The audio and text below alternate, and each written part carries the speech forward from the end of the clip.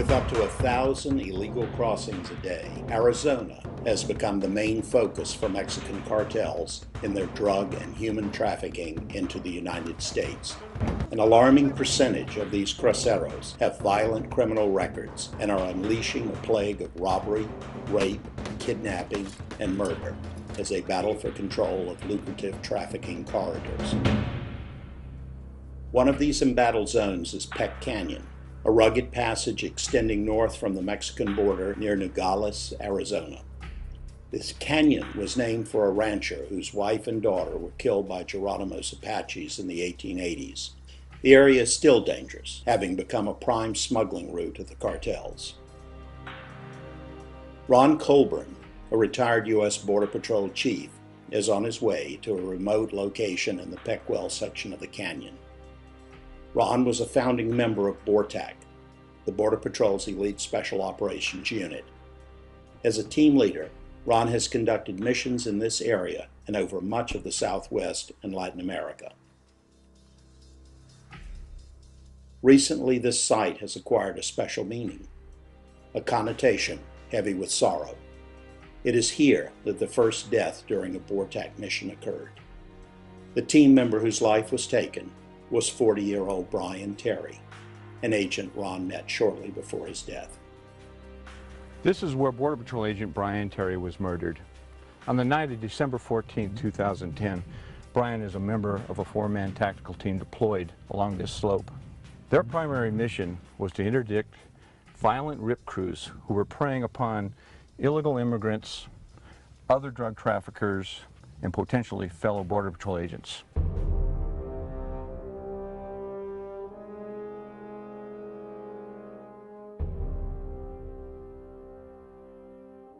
It had been a long night, and they had been working this area for several days. All right, guys, let's call it a night. Let's head in.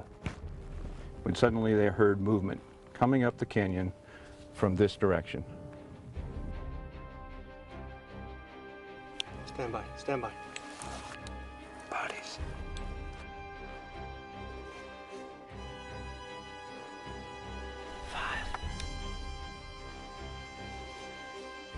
Guns. Everybody hold.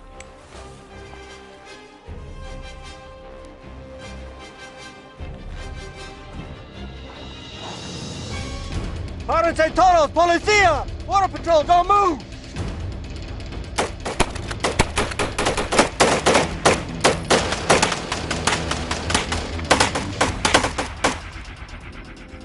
Brian's down!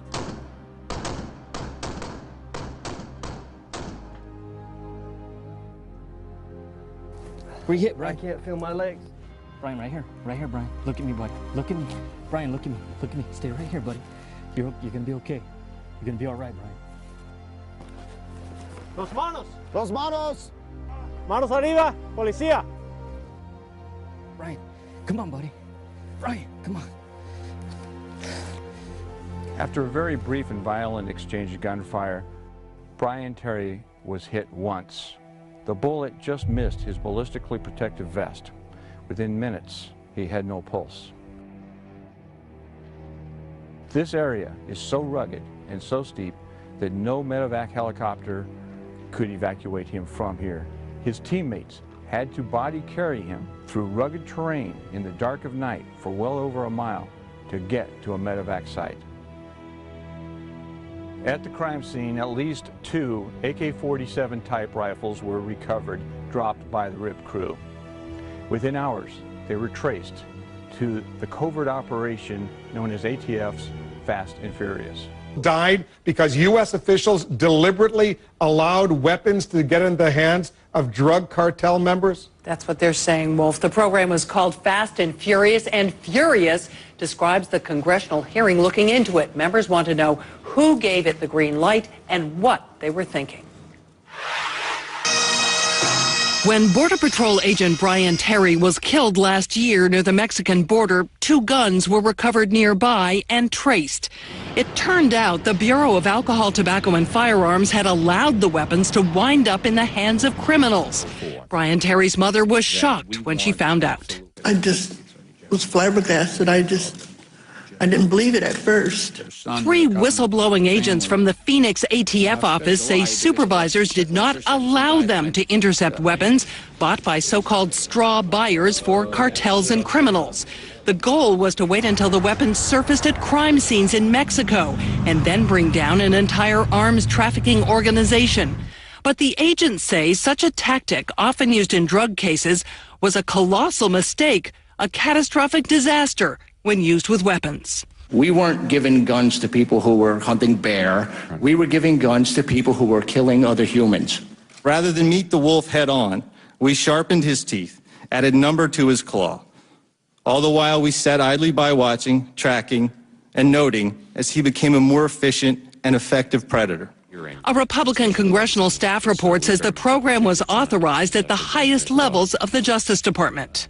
We're investigating you, your organization. We want to know what felony, stupid, bad judgment led to allowing this program at the highest levels. A Justice Department official said he was unable to say who authorized the program, but that the Attorney General wants to get to the bottom of it and the department's Inspector General is investigating. He backtracked from earlier statements that the ATF made every effort to interdict illegally purchased weapons. We're not clinging to the statements in those letters. But Congressman Issa accused DOJ of stonewalling the congressional probe. If you're going to count pages like this as discovery, you should be ashamed of yourself. That's not discovery.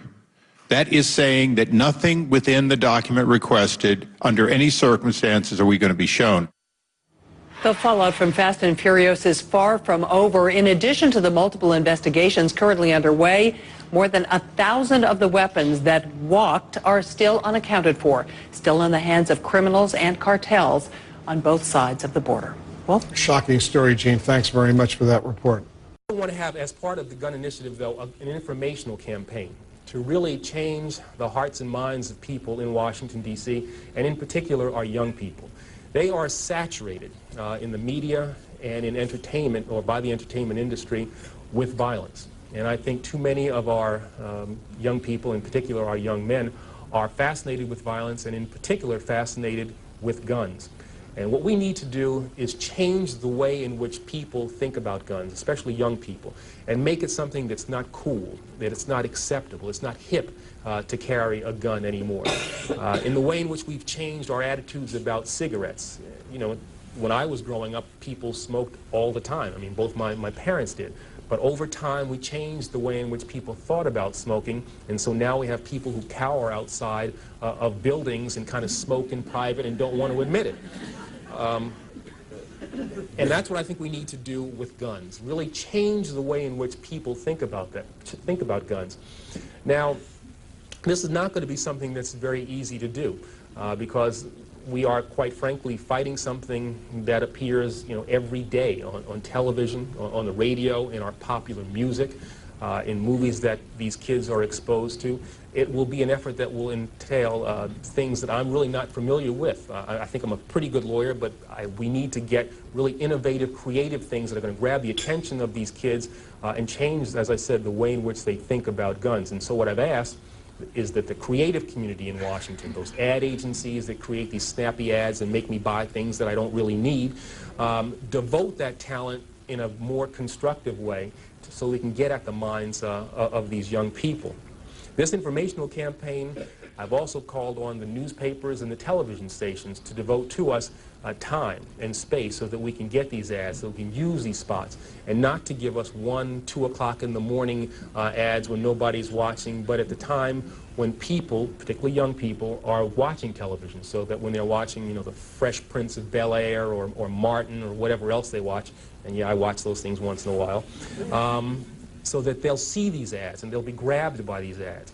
I've also asked people who have influence over youngsters, entertainers, athletes, to be involved in this program as well. But not only them, community leaders, Jesse Jackson, Mayor Barry, people who have credibility with young people should be on the television, on the radio, as much as we possibly can, and telling these youngsters that it's wrong to carry a gun, and that if you have information about people who are carrying guns, you've got to share that with Chief Thomas and with his people as well.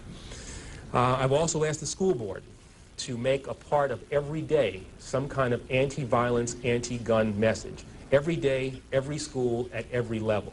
One thing that I think is clear with young people and with adults as well is that we just have to be repetitive about this. It's not enough to simply have a catchy ad on a Monday and then only do it every Monday. We need to do this every day of the week and just really brainwash people into thinking about guns in a vastly different way.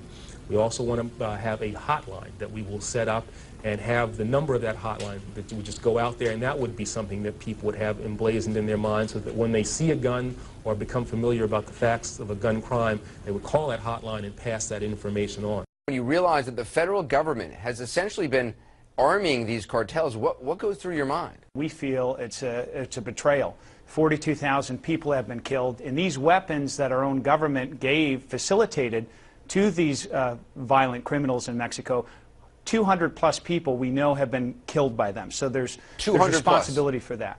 200+. And we also now have our hero in the Border Patrol, as you know, Agent Brian Terry, killed on American soil. 3 guns have been found at the murder scene. All 3 of them were connected to this program. And so for us, I'm fearful, not just my deputies, other officers, citizens in America, that we're going to be facing the barrels of guns that have been put in the hands of the most violent criminals in North America, and who's going to be held accountable? I want to read something that you said, or quoted as saying, if somebody gives a gun to somebody knowing they're going to commit murder, guess what we call them? We call them accomplices. Countless treaties with our neighbor Mexico, and we have a hand and responsibility in this violence that has come to the United States, but more importantly, Mexico is our partner. They're not our enemy, and we facilitated guns into the cartels that have worked to topple the Mexican government. From a law enforcement standpoint, I mean, did this operation make any sense at all?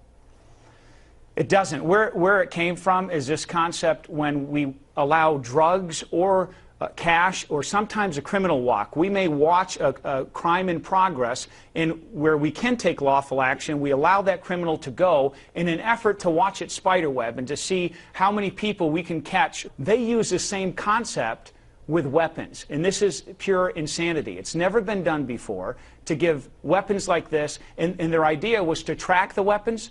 There was no tracking mechanism. Now all these guns are nowhere to be found, and for years this will haunt the conscience of America.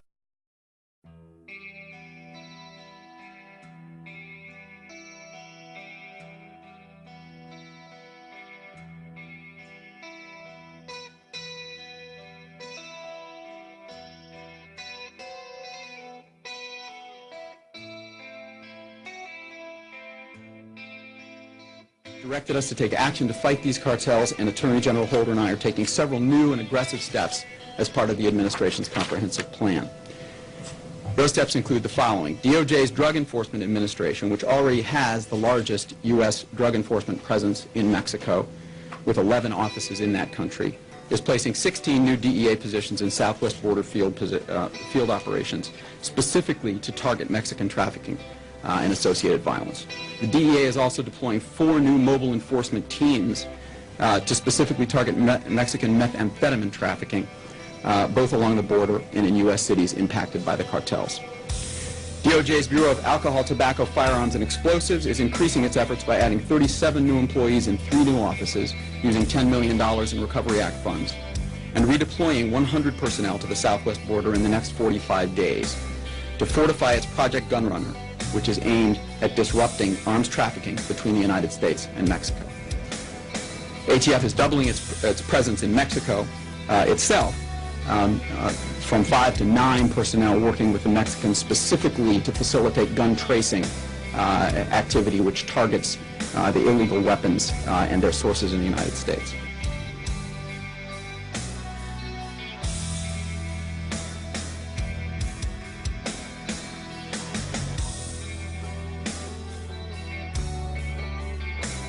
I commend Mexico for the successes that have already been achieved. But I will not pretend that this is Mexico's responsibility alone. A demand for these drugs in the United States is what is helping to keep these cartels in business. This war is being waged with guns purchased not here, but in the United States.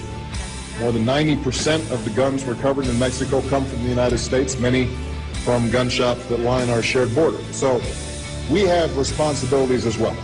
We have to do our part. We have to crack down on drug use in our cities and towns. We have to stem the southbound flow of guns and cash. And we are absolutely committed to working in a partnership with Mexico to make sure that we are dealing with this scourge on both sides of the border.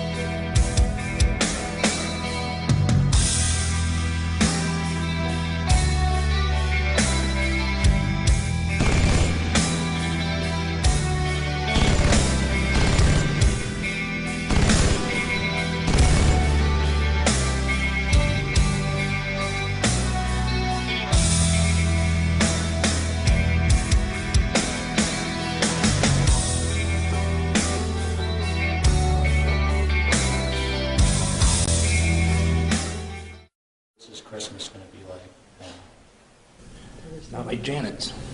No, or not like Obama's. Nope. Empty. Mm-hmm. I hope Obama has a nice Christmas. Because he hasn't been home for many years for Christmas. This is the first one he's going to be home in many years. Mm-hmm. So. You just gave him the wrong way. How much more do you think it takes before something substantial is done? It takes for the government to get their you know what together. Stop worrying about the small stuff. Worry about the USA. I hope he didn't die for nothing. And I hope they shut the border down. Other than me. I love him. We always said we loved each other. You know. And seeing him.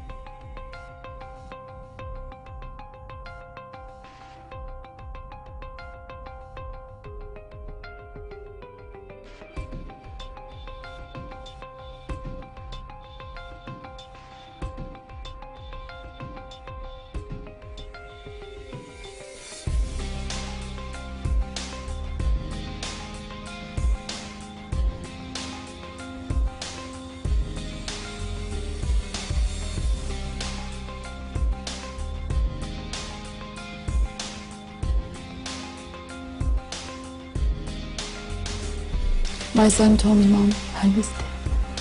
Oh, that really... That was very devastating.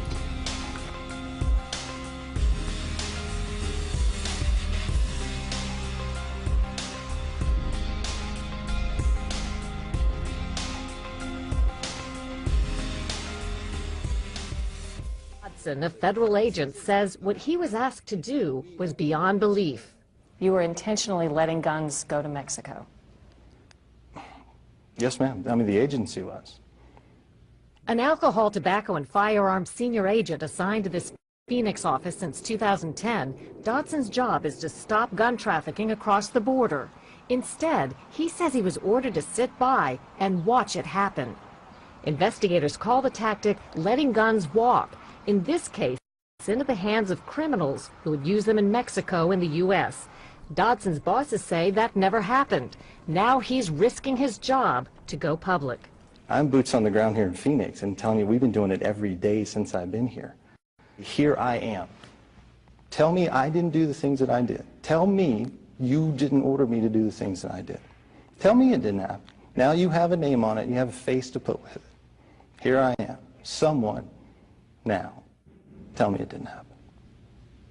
Agent Dodson and other insiders say the gun-walking strategy was approved all the way to the Justice Department. The idea was to see where the guns ended up, build a big case, and take down a major cartel. And it was all kept secret from Mexico. ATF named the case Fast and Furious. He's got a whole bunch of cases. This surveillance video obtained by CBS News shows suspected drug cartel suppliers carrying boxes of weapons to their cars at a Phoenix gun shop. Those long boxes being loaded into the red car are AK-47 type assault rifles. He's already gun carrying another, appears to be 5 boxes of hard case Pelican that would hold a pistol. So it turns out ATF not only allowed the guns to walk, they videotaped it. Documents show the inevitable result. The guns ATF let go began showing up at crime scenes in Mexico. And as ATF stood by, watching thousands of weapons hit the street, the Fast and Furious Group supervisor noted the escalating Mexican violence. 958 killed in March 2010, the most violent month since 2005.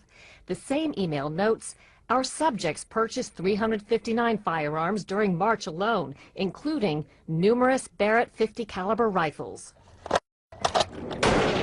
Did you feel that ATF was partly perhaps to blame for the escalating violence in Mexico and on the border? Yes, ma'am. I even asked them if they could see the correlation between the two. The more that our guys buy, the more violence that we're having down there. Senior agents, including Dodson, told us they confronted their supervisors over and over. And what was the answer? What did they say? If you're going to make an omelet, you got to scramble some eggs. There was so much opposition to the gun walking that an ATF supervisor issued this email noting a schism among the agents. Whether you care or not, people of rank and authority at headquarters are paying close attention to this case. We are doing what they envisioned. If you don't think this is fun, you're in the wrong line of work. Maybe the Maricopa County Jail is hiring detention officers, and you can get $30,000 to serve lunch to inmates. We just knew it wasn't going to end well. There's no way it could. Then, on December 14, 2010, Border Patrol agent Brian Terry was gunned down. Dodson got the bad news from a colleague. And they said, did you hear about the Border Patrol agent? And I said, yeah. And I said, well, you know, it was one of Fast and Furious guns. And there's really not much you can say after that. 2 assault rifles ATF had let walk nearly a year before, similar to these, were found at Terry's murder. I felt guilty. I mean, it's crushing. I don't know how to explain it. I mean, Dodson and a dozen other ATF sources have all told the same story to Senator Grassley, who's investigating. You've tried to get some answers from ATF. What's been the response? The response has been practically zilch. From the standpoint that documents we want, we have not gotten them, and I think it's a case of stonewalling. Dodson says he hopes that speaking out helps the family of Border Patrol agent Brian Terry. They haven't been told much of anything about his murder or where the bullet came from. first of all, I would tell them that I'm sorry. Second of all, I would tell them that I've done everything that I can for them to get the truth. After this, I don't know what else I can do, but I hope they get it. Dodson says they never did take down a drug cartel. However, he says thousands of Fast and Furious weapons are still out there and will be claiming victims on both sides of the border for years to come. Cheryl Atkinson, CBS News, Washington.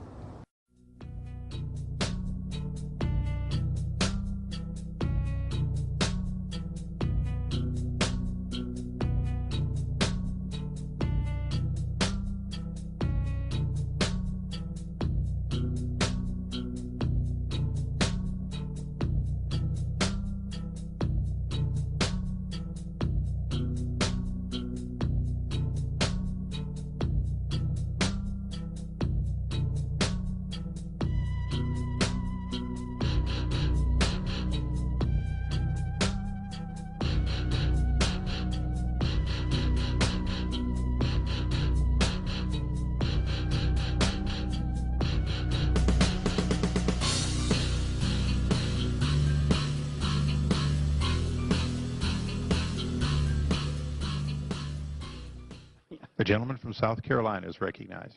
Thank you, Mr. Chairman. The Department of Justice, Mr. Chairman, is not just another agency within the federal government. The Department of Justice is responsible for safeguarding the fundamental foundation of this republic, which is respect for the rule of law. The department is symbolized, Mr. Chairman, by nothing more than a blindfolded woman holding a set of scales and a sword. She doesn't care about political agendas.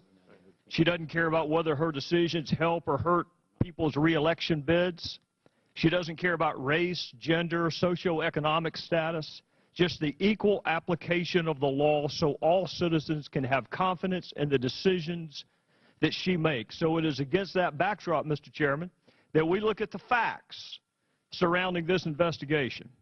Fast and Furious was fundamentally flawed in its conception, flawed in its execution, and flawed in its explanation afterward. And this is not, Mr. Chairman, as was initially the administration mantra, an Arizona investigation.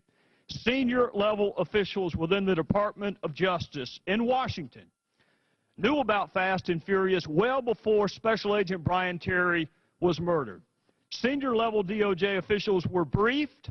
They discussed press conference opportunities. They discussed the unsealing of indictments. They traded emails about the status of the case.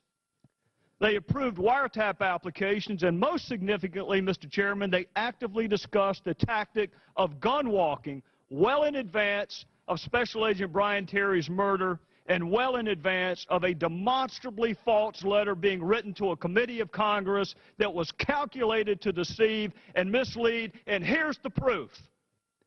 Here, Mr. Chairman, is the proof that Department of Justice in Washington, not Arizona, in Washington, knew about the tactic of gun walking well before Brian Terry was murdered. So we have a fundamentally flawed federal investigation. We have a dead Border Patrol agent. We have hundreds of dead Mexican citizens, thousands of weapons with America's fingerprints on both sides of the border unaccounted for, and a demonstrably false letter being written to a committee of Congress, and yet we're being asked for more time. Please wait. Give it more time. It's been over a year, Mr. Chairman. If Congress has time to look into Major League Baseball, the BCS, and invite Stephen Colbert to come to a committee hearing, surely to goodness we have time to get answers on a fundamentally flawed, lethal investigation like Fast and Furious. And thus we have, Mr. Chairman. We embarked on an investigation to get answers to some pretty fundamental questions that I still cannot answer. When I'm asked back in South Carolina, who within Maine Justice approved this investigation, I can't give them an answer. When I'm asked who knew about gun walking and did nothing to stop it, I can give them this, but this is part of the answer because it's part of the documents. How did the demonstrably false letter get written on Department of Justice letterhead and delivered to a United States senator? I can't tell you how that letter got drafted. Why was it withdrawn after 10 months? Why did it take 10 months to withdraw the letter? Why was the criminal chief, to my friend Pat Meehan's point, why was the criminal chief of the Department of Justice in Mexico advocating for gun walking on exactly the same day that this demonstrably false letter was delivered to a committee of Congress? Can anyone answer that question? Can you tell me why Lanny Breuer was in Mexico advocating for a tactic that we all acknowledge is flawed on the very same day the Department of Justice was denying the tactic to Senator Chuck Grassley? Not only does Congress have a right to ask these questions, we have a fundamental duty to ask these questions. Our fellow citizens, the ones we're supposed to work for, when they get a jury summons, do you think they have a choice on whether or not to comply? When they get a subpoena from a law enforcement agency, do you think our fellow citizens get to offer an extraordinary accommodation in lieu of providing the documents? Either Congress has the authority to send a subpoena and require full compliance, or what we have been doing for the past 12 months is a fool's errand. And we never should have discussed contempt of Congress. Either we have the rights of the documents and we should get all of them, or we have no business here. And with respect to executive privilege, Mr. Chairman, I'm going to resist the temptation to contrast Senator Obama's position on executive privilege with President Obama's position on executive privilege, but I would just note the juxtaposition is stark. If he was not part of the drafting of the February 4th letter, if he did not know about Fast and Furious before Brian Terry was murdered, if he did not approve of the wiretap applications, then what in the world is he asserting executive privilege for? He's either part of it or he's not. If he's part of it, then we've had a series of witnesses that have misled this committee. And if he's not part of it, then he's got no business asserting executive privilege, and I would yield back.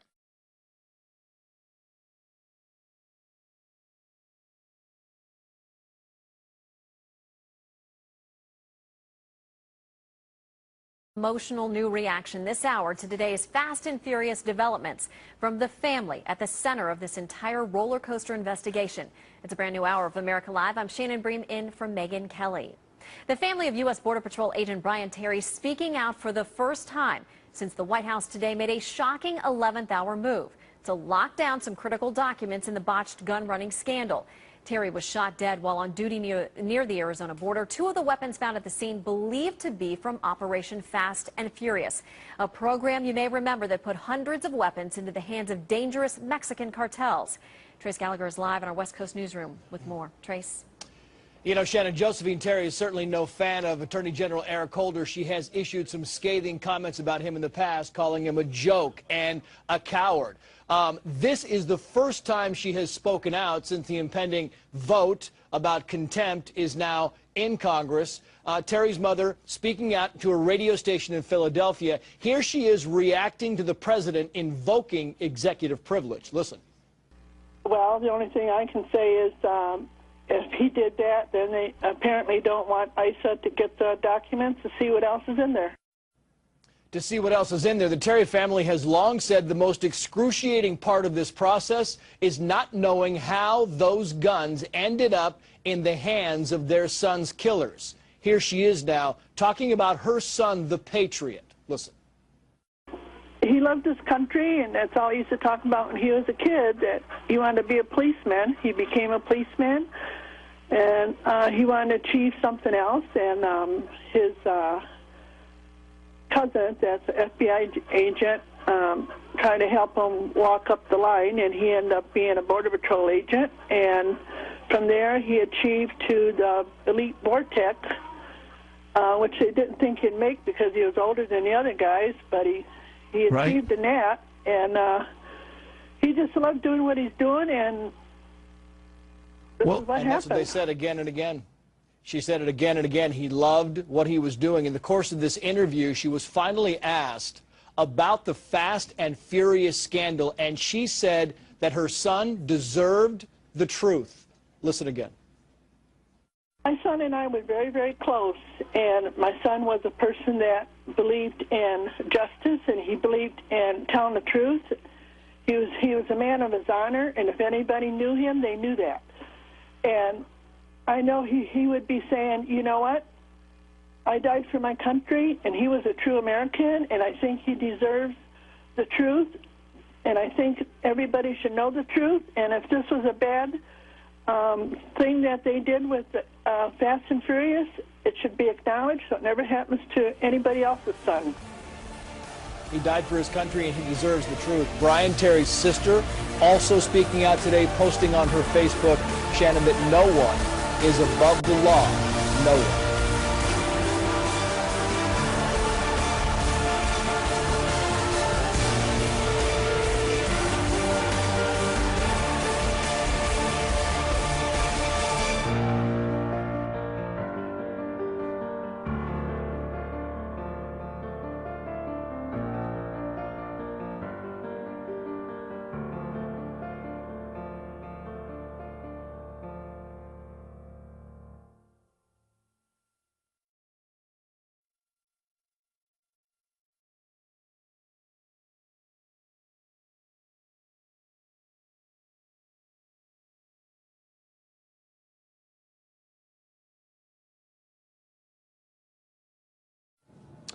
When the government's so-called Fast and Furious program was created, the idea was to allow illegal guns to be shipped into Mexico so investigators could trace where they were going and get a better handle on where Mexico's criminal cartels were operating. But the program has been a disaster. The guns have been linked to killings of Mexican officials, and now it appears that Attorney General Eric Holder knew a lot more about it than he recently told Congress. Here's Cheryl Atkinson. New documents obtained by CBS News show Attorney General Eric Holder was sent briefings on the controversial Fast and Furious operation as far back as July 2010. That directly contradicts his statement to Congress. Listen to what Holder told a Judiciary Committee hearing on May 3rd this year. I'm not sure of the exact date, but I probably heard about Fast and Furious for the first time over the last few weeks. Yet internal Justice Department documents show that at least 10 months before that hearing, Holder began receiving frequent memos discussing Fast and Furious. They came from the head of the National Drug Intelligence Center and Assistant Attorney General Lanny Brewer. In Fast and Furious, ATF agents allegedly allowed thousands of weapons to cross the border and fall into the hands of Mexican drug cartels. It's called Letting Guns Walk, and it remained secret to the public until Border Patrol agent Brian Terry was murdered last December. 2 guns from Fast and Furious were found at the scene, and ATF agent John Dodson blew the whistle on the operation. Ever since, the Justice Department has publicly tried to distance itself. But the new documents leave no doubt that high-level justice officials knew guns were being walked. 2 Justice Department officials mulled it over in an email exchange October 18, 2010. It's a tricky case given the number of guns that have walked, but is a significant set of prosecution, says Jason Weinstein, Deputy Assistant Attorney General of the Criminal Division. Deputy Chief of the National Gang Unit James Trusty replies, "I'm not sure how much grief we get for guns walking. It may be more like, finally, they're going after people who sent the guns down there." Now, the Justice Department told CBS News that the officials in those emails were talking about an entirely different case started before Eric Holder became Attorney General. And tonight they tell CBS News Holder misunderstood that question from Congress, that he did know about Fast and Furious, just not the details. Bob? Okay, thank you very much, Cheryl.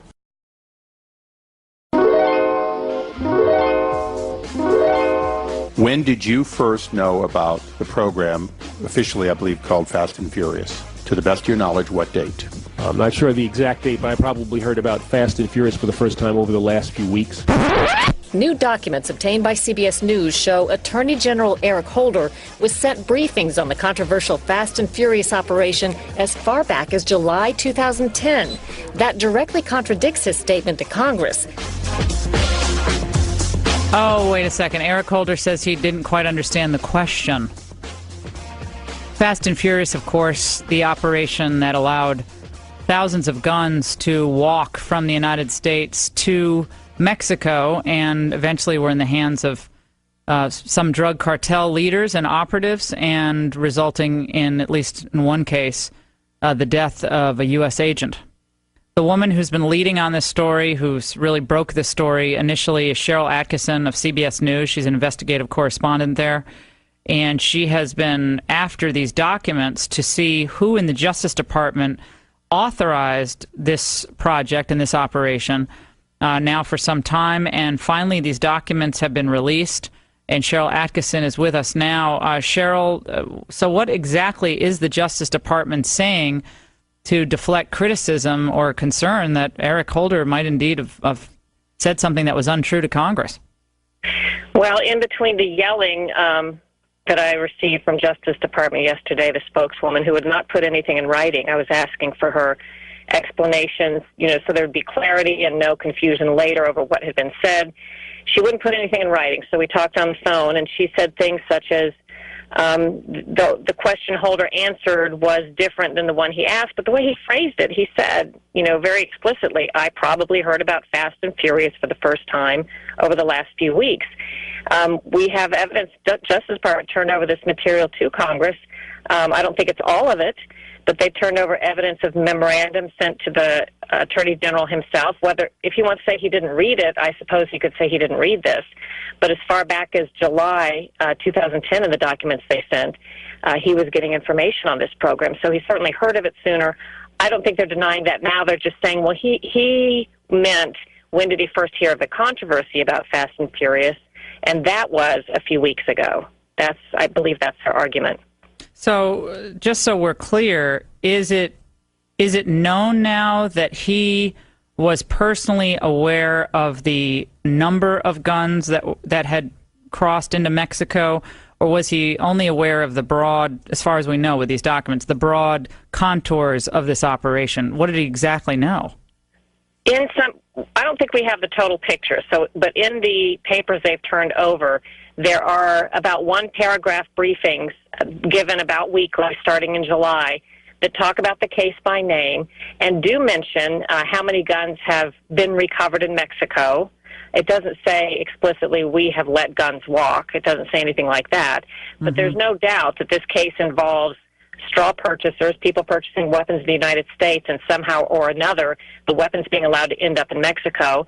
And there was a huge number, I believe it was over 1,000, mentioned to in one of the briefing notes that we saw that was sent to Attorney General Holder. We know that some concerns were raised, right, initially about these guns crossing the border, but as far as you know right now, those concerns were not raised within the Justice Department about the fact that the guns were actually crossing the border, not just being tracked up to the border, but crossing the border and landing into the hands of these violent criminals? Well, we only have a partial picture. If you look at where this story has come, when we first reported it back in February-ish of this year, the whistleblower, John Dodson, was the only one publicly saying by name what had happened, an ATF agent. And DOJ and everybody else painted him as some sort of strange liar, outlier, not telling the truth. We've now gone from there, the one guy saying this happened, to pretty much everybody admitting it happened and saying at first, well, it was only the Phoenix office that knew of ATF, and then, okay, maybe headquarters knew, but nobody at Justice or White House, and then, okay, people at Justice knew, but maybe we didn't know the details. And I think if you look at the extraordinary way this has progressed over the months and where we've come, it's pretty amazing portrait.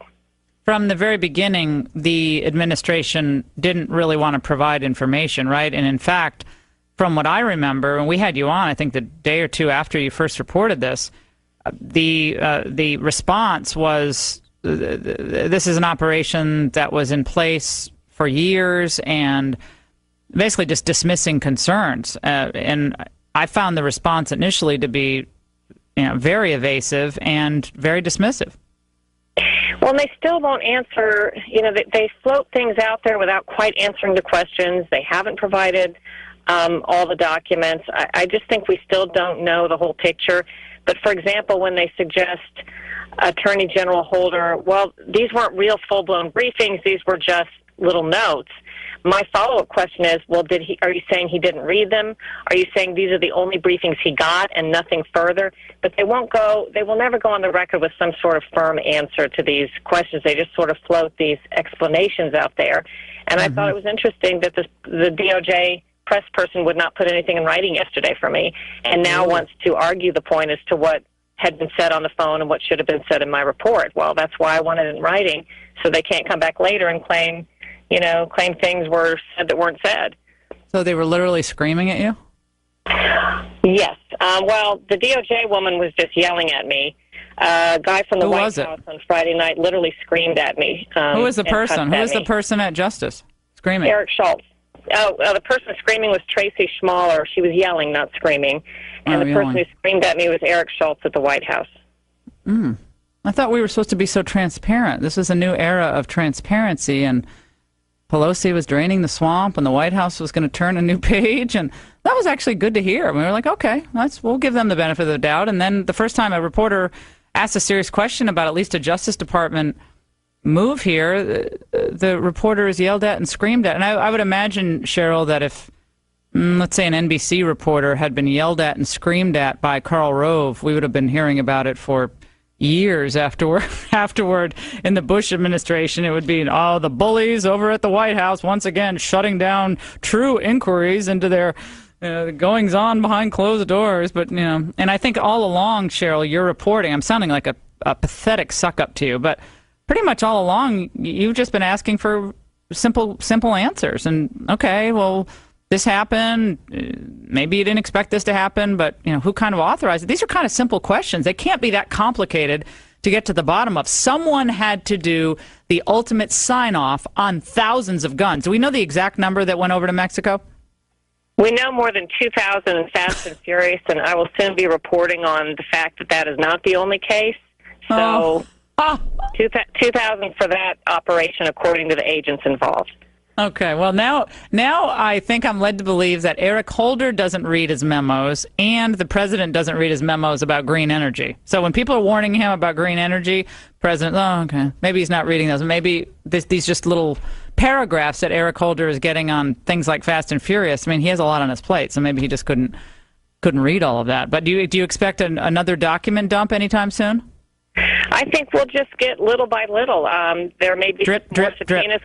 Yes, and there may be more subpoenas coming from Congress soon, so that there's more of a push. The White House turned over some documents, which I wrote about over the weekend, but withheld some documents. It is sort of a drip.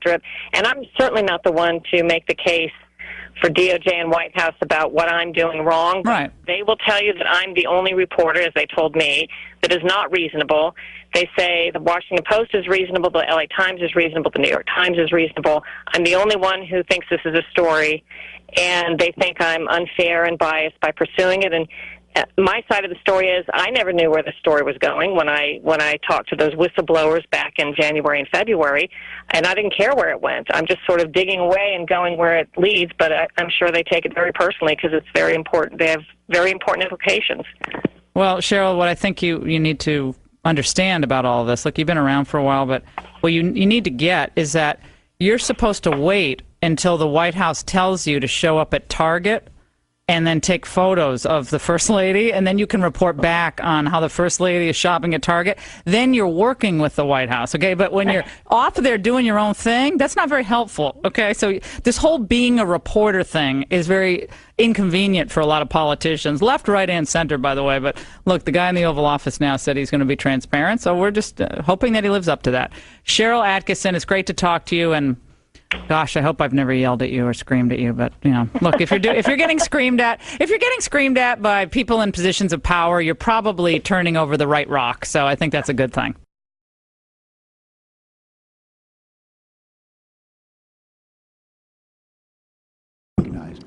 Thank you, and thank you, Mr. Attorney General, for being here. Have you spoken to Secretary Napolitano about Fast and Furious?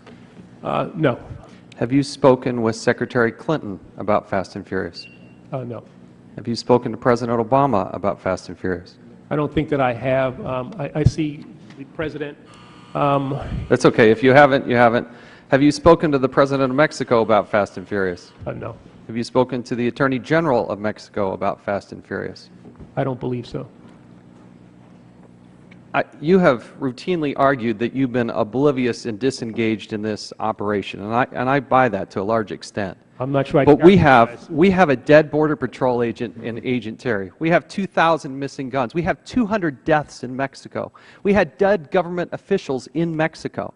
We have a Mexican helicopter with troops in it that shot, 3 of which are wounded back in May of this year. We have 50-plus members of Congress calling for your resignation over this, and you've never spoken to any one of these people about this operation. Well, first off, the notion that I am somehow oblivious to this matter is totally belied by these inconvenient things called the facts. You took 5 days to go to the Caribbean. You didn't have 15 minutes to call Secretary Clinton, Napolitano, talk to the President or your counterparts in Mexico? Understand something with regard to Secretary Napolitano. Our agencies have been in constant touch with each other about this issue because we are engaged, both of us, in the prosecution of the killer of... So if you were intimately involved and engaged in this, remember, Agent Terry was killed in December, mid-December, and then we had Jaime Zapata, who was killed in Mexico, 2 officers shot in February 15th. On February 16th, you and Secretary Napolitano issued a press release. It's titled, Secretary Napolitano and Attorney General Holder form a joint task force to assist Mexico's investigation into yesterday's shooting of 2 ICE agents in Mexico.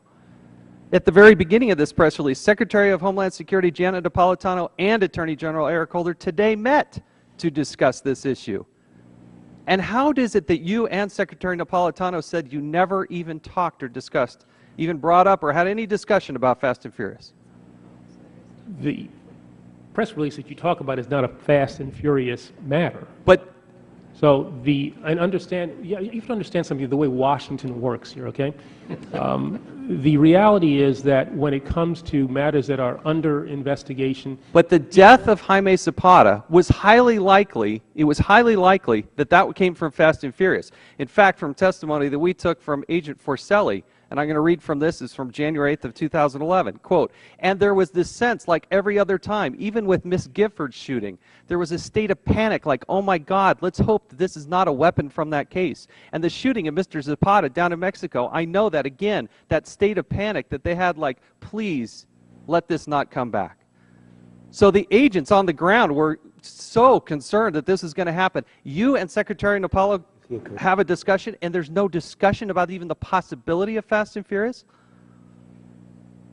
There is the meaningful conversations that happen between DHS and DOJ happen at lower levels, between investigators. But when you and what did you and Secretary Napolitano talk about if you didn't talk about Fast and Furious, and it's the day after Jaime Zapata, and you were very quick to issue press releases? Well, you're making an assumption that that, in fact, is a Fast and Furious case. I'm not sure that We didn't know at the time. You didn't know at the time. I didn't know. Nobody knew at the time. Isn't it a reasonable assumption to suggest that it may have been guns from Fast and Furious that happened, that caused that death? Given the fact that there are, over the course of the last 5 years, 64,000 weapons that have gone from the United States to Mexico. I have a hard time believing, Mr. Attorney General, with all due respect, my time is short. Twice the President of the United States has gone before the American people and said that you had nothing to do with this, you weren't involved in it, you weren't engaged in it, yet you said you've never spoken to the President. How is it that he would know that you haven't been involved, you weren't involved in this, and he can make such a claim if you've never even spoken to him about it? Well, the President gets information from the Justice Department in a variety of ways. We interact with the White House counsel's office very frequently. I don't know exactly what the flow of information is within the White House, but he can find out about my state of involvement in matters connected to the Justice Department without speaking directly to Let me move on to you have access to, obviously, the emails of Dennis Burke. On Wednesday, November 24th, 2010, He sent an email. It said, quote, "Some of the weapons bought by these clowns in Arizona have been directly traced to murders of elected officials in Mexico by the cartels. So Katie, bar the door when we unveil this baby," end quote. How is it that you've never had a discussion with your counterpart in Mexico about this? In fact, in Los Angeles Times article dated September 19th of this year, quote, "At no time did we know or were we made aware that there might have been arms trafficking permitted. In no way would we have allowed it because of an attack on the safety of Mexicans." It goes on in the article, actually the paragraph before, "And to this date," she said, "U.S. officials have not briefed her on the operation gone awry, nor have they apologized. What is unacceptable is that you and everybody in your organization, according to you at the higher-ups, know about this investigation. You don't have 15 minutes to pick up the phone, and we have still never talked to these people in order to solve this problem, because, as you say, it's going to go on for some time." We have taken steps, I have taken steps to solve this problem in that I've ordered an examination of this to determine exactly what happened. I have issued directives that this should never happen again. We have put in place measures at ATF so that this kind of thing won't happen again. What Todd Jones has done with regard to the reforms that he has put in place, I think, are going to be extremely effective. And I've made personnel changes with regard to you haven't fired anybody. Nobody's been fired. The gentleman's time has expired. Does the gentleman want to respond to the last question? I just was trying to say that I have made personnel changes with regard to the agencies that have been involved, and these are initial determinations that I have made. It is not all that I am possibly going to do. There is an impatience here, and in some ways I understand it, but the reality is that you have to do these things on the basis of evidence, on the basis of findings that are factually grounded, and when I am in that position, I will take the appropriate action. But I want to assure you and the American people that people will be held accountable for the mistakes that were made in Fast and Furious. Okay. Thank you, Mr.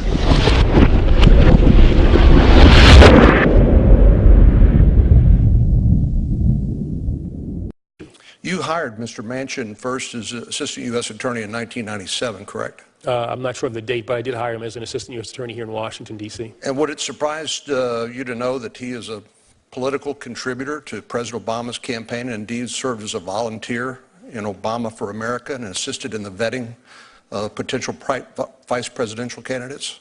I am confident that he has the ability, the capacity to investigate this case in a nonpartisan, independent, thorough, and aggressive way. Well, I would suggest the question that raises by your answer is whether you have the independence and ability to conduct the investigation if, in fact, all of this comes back through you, and given your track record. I just want to go over. Well, my track record, I think, is consistent. I didn't ask you a question. Well, no, you made it. I will give you a chance to respond in a moment. My record, I think I'll stand on, and I have shown a capacity to investigate people within this administration. We have brought leak cases. Let's focus on those. We have brought cases against people. Let's not filibuster the time. Let me talk about your record. You misled Congress in February 2011 and claimed that there never had been a gun walking program, and then had to retract that in November 2011. You misled Representative Issa in May 2011, saying you did not learn about the Fast and Furious program until the spring of 2011. And then you had to admit to Senator Grassley that you learned about those tactics in January of 2011. You claimed in a press conference in September 2011 you had no knowledge of the Fast and Furious gun walking program, while it's clear that your inner circle, your high-level Department of Justice employees received briefings and memos on Fast and Furious gun walking, including Lanny Brewer, Deputy AG Grindler, and others in early 2010. You claim that the Fast and Furious wiretap applications did not detail gun walking tactics. I've read them, Senator Sessions has read them, and Senator Grassley obviously has read them, yet they do raise plenty of details or raise a red flag about this tactic. You have defied the lawful and legitimate oversight responsibilities of the House of Representatives and of the Senate. You've resisted producing documents. You've produced about 7,600 documents out of a pool of at least 80,000 documents that would be responsive. And you failed to respond to my letter of August 2011 where I asked you about gun walking tactics that occurred in my state. So 16 months after Fast and Furious was uncovered and Brian Terry lost his life in the service to his country at the hands of a drug cartel member who shot him using a weapon that was allowed to walk under this program, there has been zero accountability at the Department of Justice. You won't appoint a special prosecutor in the face of a potential conflict of interest. You won't tell the truth about what you know and when you knew it on Fast and Furious. You won't cooperate with a legitimate congressional investigation. You won't answer my questions about gun walking in Texas. You won't take any responsibility for the failures of your inner circle. And you won't acknowledge what your top aides knowingly misled Congress about over 8 months, and you won't hold anyone accountable. So, Mr. Attorney General, I'm afraid we've come to an impasse. The leaking of classified information represents a major threat to our national security, and your office faces a clear conflict of interest, yet you won't appoint a special counsel. You won't support a truly independent investigation, and you won't take the threat seriously. Meanwhile, you still resist coming clean about what you knew and when you knew it with regard to Operation Fast and Furious. You won't cooperate with the legitimate congressional investigation, and you won't hold anyone, including yourself, accountable. Your department blocks states from implementing attempts to combat voter fraud. In short, you've violated the public trust, in my view, and by failing and refusing to perform the duties of your office. So, Mr. Attorney General, it's more with sorrow than regret, than anger, that I would say that you leave me no alternative but to join those that call upon you to resign your office. Americans deserve an Attorney General who will be honest with them. They deserve an Attorney General who will uphold the basic standards of political independence and accountability. You've proven time and time again, sadly, that you're unwilling to do so. The American people deserve better. They deserve an Attorney General who is accountable and independent. They deserve an Attorney General who puts justice before politics. And it's my sincere hope that President Obama will replace you with someone who is up to that challenge. Well, Mr. Attorney General, you certainly have the right to respond to that. The senator from Texas has accused you of perjury, which is a criminal offense. I realize that I remember his strong support of one of your predecessors, Attorney General Gonzalez. I had a different view of that. I felt that you were a more appropriate person to be Attorney General, so feel free to respond. Yeah, with all due respect, Senator, there's so much that's factually wrong with the premises that you started your statement with. It's almost breathtaking in its inaccuracy. So, I'll simply leave it at that. You agree that on February the 4th, the letter that was written to Senator Grassley that, with the allegation that ATF sanctioned or otherwise knowingly allowed the sale of assault weapons to a straw purchaser who then transported them into Mexico is false. That letter, dated February the 4th, 2011, is itself false. We now know. I'd say what I said is it contains inaccurate information. Well, isn't that false? Well, false, I don't want to quibble with you, but false, I think, implies people making a decision to deceive, and that was not what was going on there. People were in good faith giving what they thought was correct information to Senator Grassley. We now know that that information was not correct. Okay, if you won't agree with me, it was false, it's not true. You agree with that, right? I'd say it's not accurate. It's not accurate. Mm-hmm. Did the person who wrote this letter on February the 4th, 2011, have they ever been disciplined or otherwise been held accountable for providing false information to a United States senator?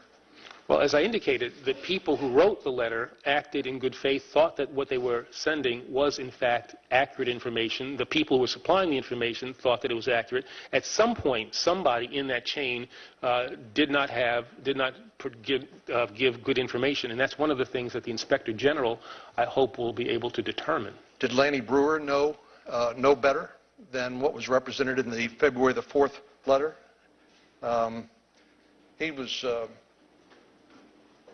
Was he privy to either of these two memos, the July 5th, 2010?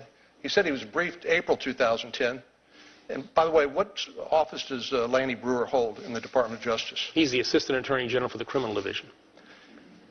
And why would Lanny Breuer, knowing as he did back in April 2010 about Operation Fast and Furious, allow a letter that went out on the department stationery February the 4th, 2011, why would he let a letter that was false represent the position of the Department of Justice? Well, first off, the briefing, the Blue and AAG Brewer brief, that was about wide receiver. That wasn't about Fast and Furious. By the way, do you know the differences between wide receiver and Fast and Furious? I mean, do I know that they're different operations? Right. And so do you know the differences, the factual differences between wide receiver and Fast and Furious? Well, I mean, there are a number of differences, both I think in scope, both in terms of time. The Bush administration was the one that started wide receiver. The Obama administration is where Fast and Furious began. Are you winging this, or do you actually know? I know this. You know this? Do you know that wide receiver was done in conjunction with the government of Mexico, and the intention of the plan was to follow the weapons, and neither was there the intention to follow the weapons on Fast and Furious, nor did Mexico know that the United States government was allowing guns to walk into the hands of the cartels. Did you know that? Senator, I have not tried to equate the two. I've not tried to equate wide receiver with Fast and Furious. I'm just asking you if you know the differences between the two. Sure, and as what I know about wide receiver, what you have said is in fact correct. There are memos that talk about gun walking that are related to wide receiver, but again, I'm not trying to equate the two. When you got Senator Grassley's letter on January the 30th, 2011, why didn't you investigate? I did. I asked people on my staff to look into the materials or the concerns that were raised in the letters. It was a January 27th letter, I believe, and a January 30th letter. I think there were two letters that he gave me on, I think maybe the 30th or 31st, something like that. And I asked people on my staff to look into that, and they did. And they started asking questions within the department about the material that was contained in the Senator Grassley letter. And of course, that was just shortly after the letter that Senator Grassley gave you, was shortly after the well-publicized murder of Brian Terry, the United States law enforcement agent. Right. And to be clear, the letters were addressed to the acting head of ATF, Ken Melson, but he gave them to me. Who works for you? He gave them to me on January 31st. Right. And so does, I believe that you told Senator Whitehouse that you thought your staff made the right decision in not bringing Fast and Furious tactics to your attention. Is that correct? No, that's not correct. Okay. What I said was that there was no indication in the materials that they reviewed that contained anything about the tactics that were used in Fast and Furious, and as a result, there was no need for them to bring to my attention the reports. If, in fact, there was in those reports indications of gun walking or something like that, I think they should have brought that to my attention, but that was not contained in the reports. And that is what Assistant Attorney General Brewer said was the mistake that he made. When he heard about gun walking, he should have brought that to my attention or to the attention of the Deputy Attorney General. Can you name me one person who's been held accountable for this Fast and Furious operation? Just one in the Department of Justice.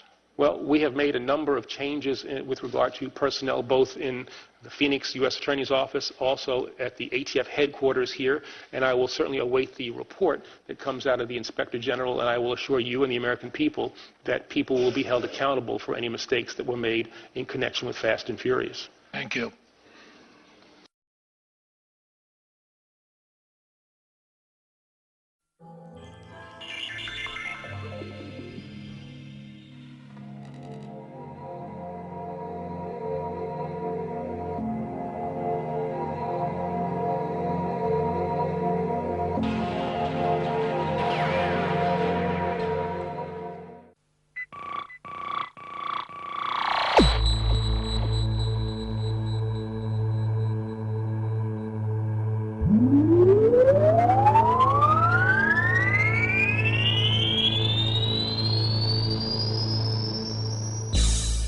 We have 2 Border Patrol agents who are dead, who were killed by guns that were allowed, as far as we can tell, to deliberately walk out of gun shops under the program often called Fast and Furious.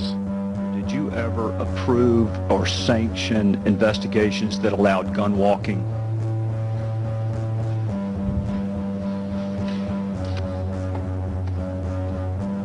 No, not to my knowledge. Now that you've been briefed on it, the President has said on March 22nd that you didn't authorize it. Did your Deputy Attorney General James Cole authorize it? I'm sorry, The Deputy Attorney General James Cole? did he, I didn't hear, did he? We have a dead Border Patrol agent in Agent Terry. We have 2,000 missing guns. We have 200 deaths in Mexico. We had dead government officials in Mexico. We have a Mexican helicopter with troops in it that shot, 3 of which are wounded back in May of this year. We have 50-plus members of Congress calling for your resignation over this, and you've never spoken to any one of these people about this operation. I think it's very important to recognize that you as the Attorney General, with all due respect, need to be held accountable, or someone does, as to what happened. You know, I should be held accountable for certainly my role in whatever I did or didn't do in connection with the supervision of Fast and Furious. But yeah, I'm Attorney General of the United States, and I should also be held accountable and perhaps even given some credit. This program, as you know, and the President's been asked about it, you've been asked about it, allowed for weapons to be sold to straw purchasers, and ultimately many of those weapons are today in the hands of drug cartels and other criminals. When did you first know about the program, officially I believe called Fast and Furious? To the best of your knowledge, what date? I'm not sure the exact date, but I probably heard about Fast and Furious for the first time over the last few weeks. This was the lie that made U.S. Attorney General Eric Holder the focus of Fast and Furious investigations. Documents obtained by CBS News prove that Holder lied, but their veteran reporter, Cheryl Atkinson, soon became a target of the White House, who attempted to intimidate the network into dropping their coverage of Fast and Furious.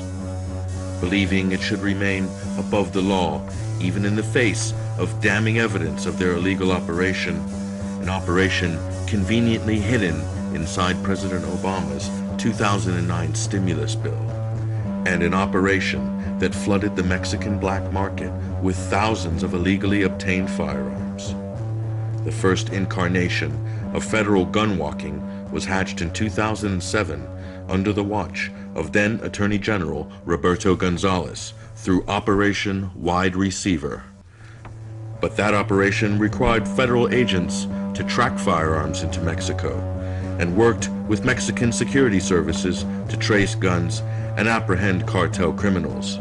Unlike Fast and Furious, which had no tracking, no tracing, and no real objectives, in what can only be described as a federal government appearing to partner with organized crime in Mexico.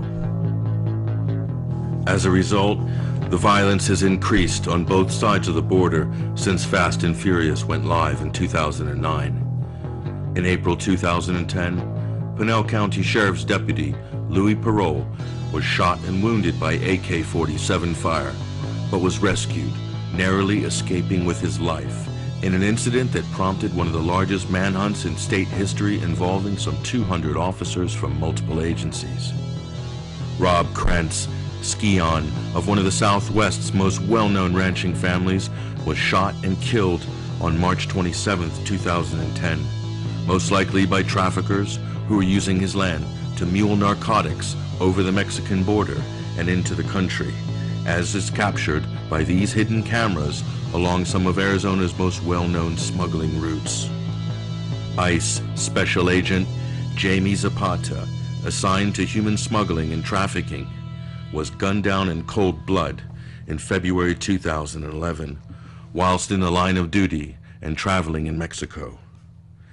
And DHS Border Agent Brian Terry, a member of the BORTAC unit, was shot and killed on December 14, 2010, northwest of Nogales. And the gun recovered at the scene was traced directly back to Operation Fast and Furious. InfoWars traveled to Arizona, to the state capitol, to speak to senators and congressmen about the details of Fast and Furious, and also to discover the real agenda lurking behind the operation.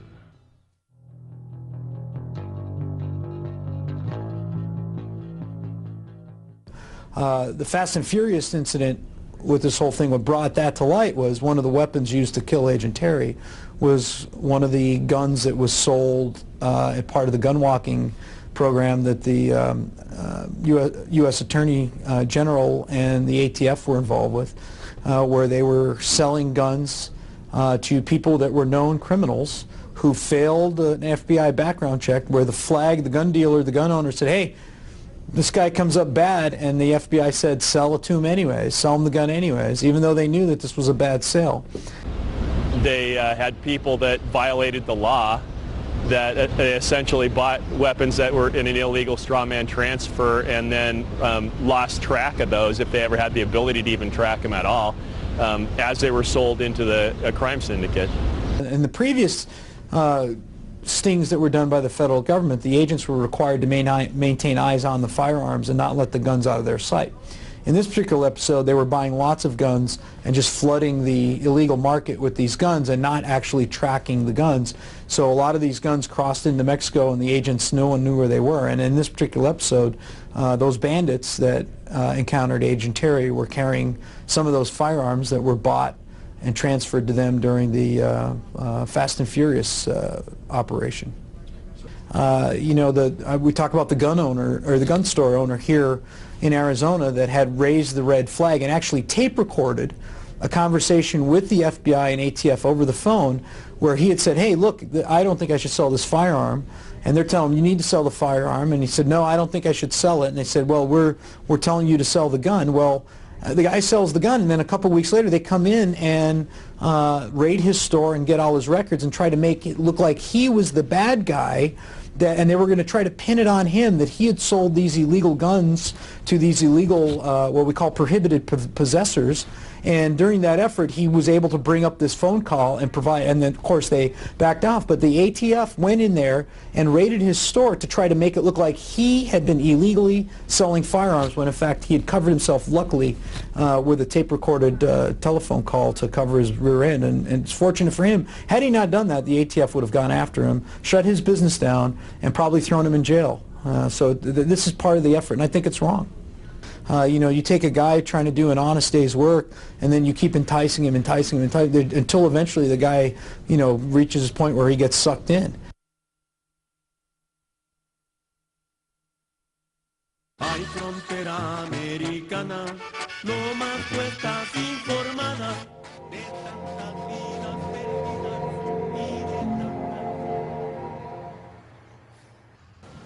Here in the United States, we've increased cooperation on our southern border and dedicated new resources to reducing the southbound flow of money and guns. Clearly, I expressed to President Obama and to Prime Minister Harper that the fight that Mexico is experiencing for a safer North America also requires a strengthening of national actions, amongst other things, to stop the traffic of weapons. The Obama administration was trying to create a situation where they could put more repressive gun control on the United States by perpetrating the fallacy that Mexican drug cartels are using American-made weapons in their war with the Mexican government and with each other on the border. And we sustain that the expiry of the assault weapons ban in the year 2004 coincided almost exactly with the beginning of the harshest period of violence we've ever seen. That's a fallacy in itself. These are automatic weapons. They're not buying them at gun shows in Arizona, and they're not buying them at gun shops in Arizona. Those weapons are semi-automatic rifles. They're using full automatic weapons that were originally manufactured as automatic weapons. These are not conversion weapons. These are originally manufactured as automatic selective fire weapons. So it's not some garage conversion. They're buying these things on the foreign market. They're not coming out of the United States. And you even saw Mayor Bloomberg of New York after the Gabby Gifford shooting, which he does anytime that there is a shooting, is he goes to states where we allow people to sell guns back and forth to each other at gun shows, and tries to gin up opposition to you and I selling Grandpa's deer rifle at a gun show, because we need to remember that guns are property. You know, and as free Americans, we're allowed to sell property to other people. And all this really does is deprive the law-abiding citizen of the ability to own a gun. And I think that's their end goal, to tell you the truth. Only a small fraction of the firearms in Mexico are coming from the United States. Most of the large caliber automatic weapons are coming from Central America and other parts of South America and the Southern Hemisphere. There are some guns coming from the United States. So we're a border with Mexico, so yeah, and we've caught people trying to smuggle guns out of Arizona, and they've been caught trying to smuggle them into Mexico. So there is some gun trafficking going on. But to blame Mexico's problems on the United States is just par for the course for President Calderon and anybody else. Everybody blames the United States, and they won't blame themselves. We have a failed narco state to our south where the cartels have corrupted the Mexican government, and there is no desire on Mexico's part to deal with this problem the way it should be dealt with. And because of that, you know, their scapegoat excuse is to blame the United States. And I think it's just, again, trying to shift blame on the United States. We're not the problem in Mexico. Mexico is the problem in Mexico. The federal government's been at war with Arizona over illegal immigration for nearly a decade, even more so under the Obama administration. And essentially what they've done is they've created a situation where we have Mexican crime spilling into Arizona.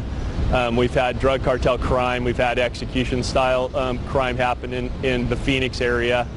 And a lot of this is, one, the federal government will not defend the border. And even worse than that, now they're even arming our enemies, essentially, on the Mexican side of the border. You know, it's essentially treasonous because these are being used against American citizens. They've traced these even to execution-style murders of Mexican attorneys recently as this week. You know, so they're creating an unstable situation on the border. You know, it's bad enough they won't defend us against illegal immigration, but now they're essentially arming the people that profit from the drug trade on the border. They still haven't properly funded border resources. They talk about it, but in all reality, they're not serious about it. I mean, we know Fast and Furious is clear evidence of that, that they're not serious. They're not. After the Krentz murder and the Officer Bryan, and as an outgrowth of Fast and Furious, they're not serious. I dare say it's going to take. I think it would take probably an armed invasion of, say, Nogales or Douglas for them to probably send out the National Guard. It's a failure. All of these incidents come from one source only, and that is the failure of the federal government to gain operational control and protect the sovereignty of this country by securing our border. I mean, that's really the problem. Agent Terry would be alive today. Rob Krentz would be alive today if the federal government had done its job and secured this border to make sure only lawful commerce comes across our borders. And, you know, we love trading with our trading partner, Mexico. You know, I got the Port of Douglas, I got the Port of Nogales. You know, we want trade to occur, but we want lawful and legal trade. And the federal government has failed to encourage lawful and legal trade, and ironically has actually encouraged illegal trade through Fast and Furious because they are subsidizing illegal gun running in the state of Arizona. So instead of securing the border and promoting legal trade, they're actually leaving the border unsecure and sort of supporting illegal trade, which is just an astonishing thing, and it's backwards. Did the Deputy Attorney General authorize it? My guess would be no. Mr. Cole, I don't think was in the. I don't think he was in the department at the time that operation started. But he's been aware of it much longer. Been aware of it much longer than you have, since you've only been aware of it a few weeks. You have to understand the way in which the department operates. Although there are operations, this one has gotten a great deal of publicity. Yeah, there are dead Americans as a result of this failed and reckless program. So I would say that it hasn't gotten enough attention, has it, Mr. Attorney General? It's not necessarily. I mean, well, you've seen the Department of Justice, which is politicized basically regardless of what president is in control, because they work for the president essentially. You've seen them through the use of the Fast and Furious, where they're actually running guns to foreign nationals to use in crime. It's a consolidation of power. And what you're doing is you're moving towards a national government and away from a federal government. And under a federal government, they had limited power. Well, of course, the Attorney General should be removed from office, number one. He is part of, well, he's the head of the agency that's basically stonewalling and covering up and prohibiting this investigation from being conducted through the duly constitutional committee of the U.S. Congress that has oversight of the federal government, and I think Congressman Issa will bring some of that to light with his filing contempt charges. But I think that there are quite a few people, both in the Department of Justice, the ATF, and other agencies that are involved that need to be disciplined and removed from their positions, terminated, fired, resigned, or whatever. And a full investigation needs to continue. I don't think you're going to get it with the current president.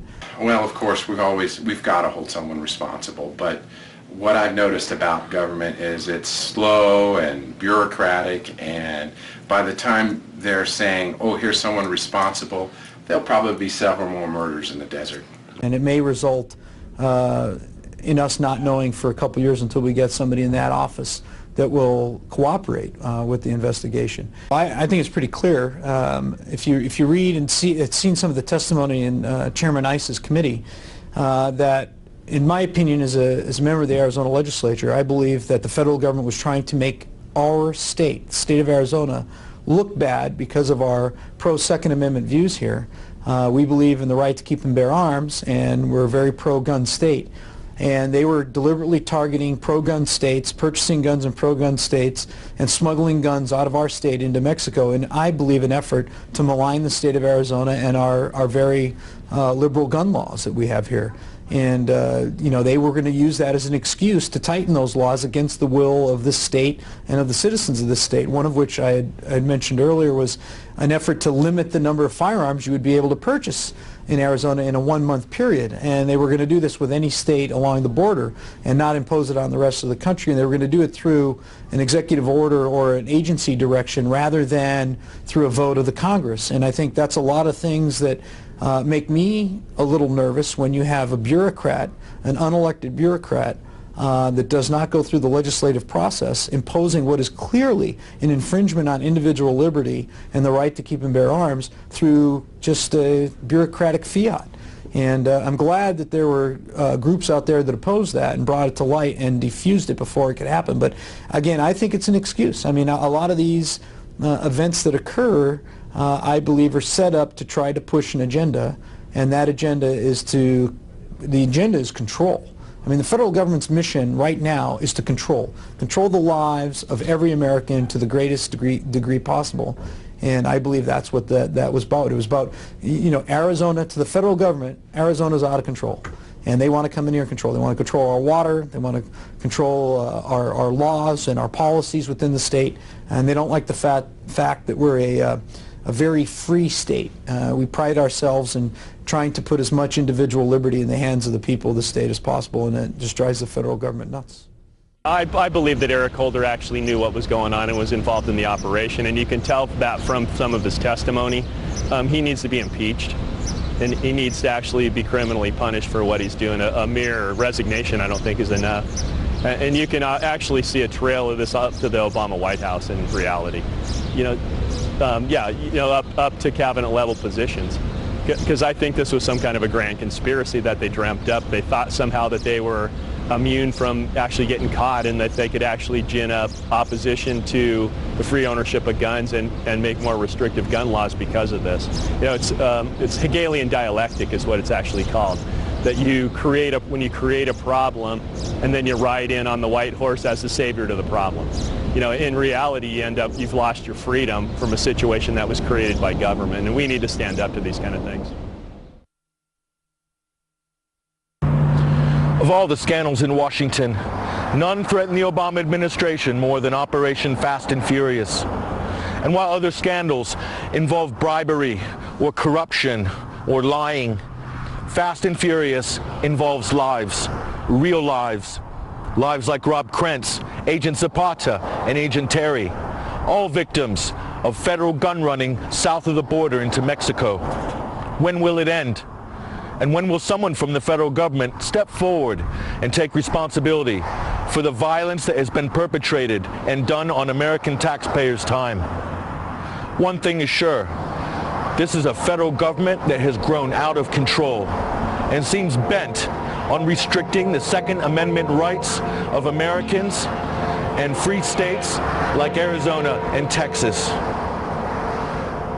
This is Patrick Henningsen for Infowars.com.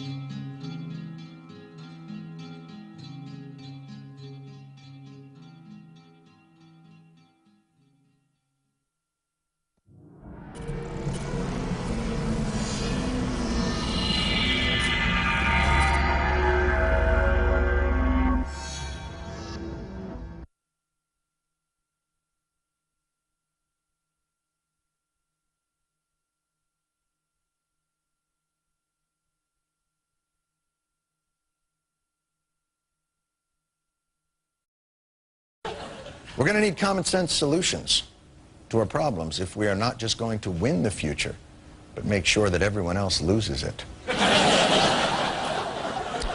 Let's start with a simple problem: Mexican drug cartels.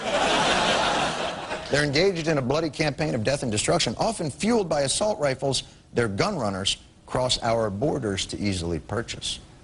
I assume a couple of possible solutions might be improve our border security, restrict rifle sales to non-Mexican drug cartel members.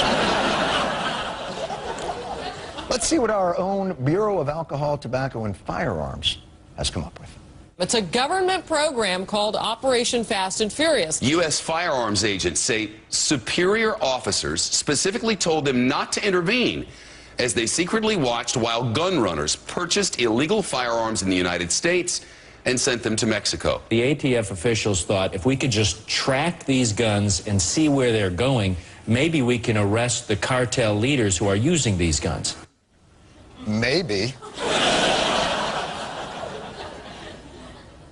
Or, so once these drug cartel runners took the guns to Mexico, how do we know what happened to the guns? Assume this was some little brain, giant balls idea coming out of the ATF's local office. A couple of guys going renegade and not running things through the chain of command. The ATF's responsible adults, like their acting director, Ken Melson, he didn't know. Memos released last week show that Melson not only knew about Operation Fast and Furious, but he got weekly briefings about it. This acting director of the ATF had set up a video feed in his office so he could watch some of those straw buys taking place. You're baiting me. So the head of the ATF didn't just know about this plan, he was TiVoing it. Well, not to worry, folks. The House Oversight Committee has launched an investigation. And the Department of Justice, of which the ATF is a subsidiary, is fully cooperating with it. They handed in a 900-page report to the Congressional Committee detailing the entire buying of assault rifles operation. Sir, if you're going to count pages like this as discovery, you should be ashamed of yourself. The pages go on like this forever. You've given us black paper instead of white paper. You might as well have given us a ream still in its original binder. What? No! No! You don't get it. You're upset? No! They gave you, those are prized Mondrians from his famed black period. They're priceless. I mean worthless. Actually, you know what? Let's check something. If we run a graphics filter to remove the redactions, maybe we can see what the DOJ is hiding. Ah! We'll be right back.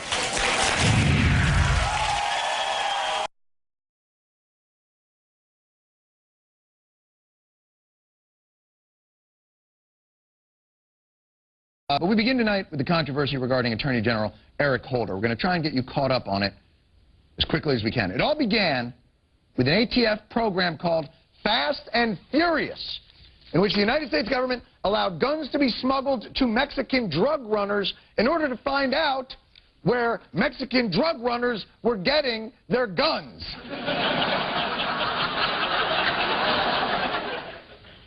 It turned out to be for more government. Actually, circle of life.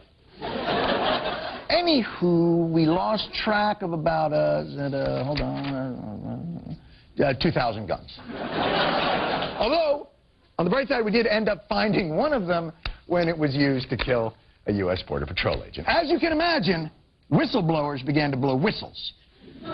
Congress ultimately asked the Justice Department the details of this fast and actually somewhat curious program, to which the DOJ responded in a February 2011 letter that said, program? I don't know. But the program, I've never heard of. Let me look under the letter F here. We have, was it Fast and Fizzy, Farts and Fanta, Fat and Fabulous? Nope. No Fast and Furious. We don't know what you're talking about.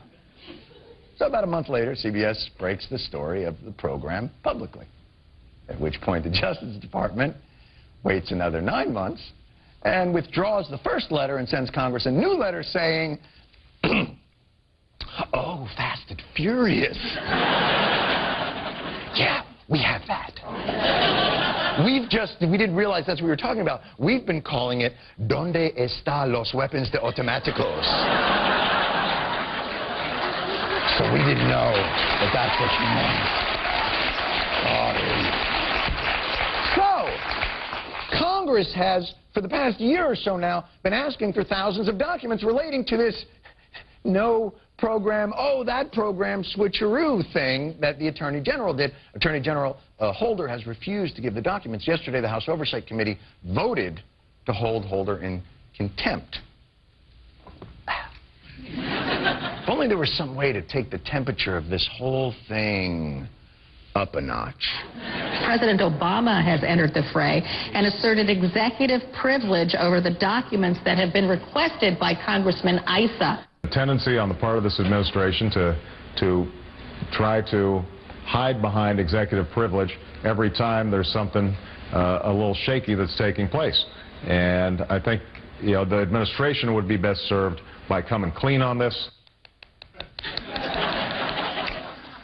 That handsome young high school senior is right.